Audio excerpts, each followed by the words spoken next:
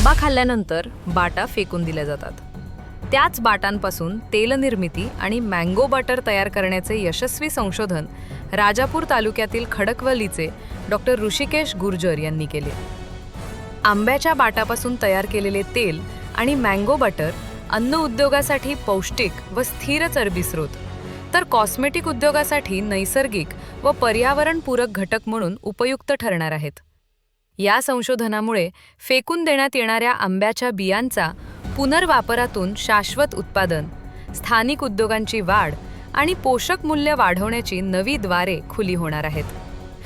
बियापासून मिळणारे तेल शुद्धीकरण केल्यानंतर ते मँगो बटर या स्वरूपात रूपांतरित केले जाते. हे बटर सध्या कॉस्मेटिक उद्योगात विशेषतः त्वचा मृदुकारक, lip balm, lotion, hair cream आणि सोप उत्पादनात मोठ्या प्रमाणावर वापरले जात आहे. आंबा बियांचे तेल ओलेइक ॲसिडमध्ये समृद्ध असून ते स्थिर आणि पौष्टिक आहे.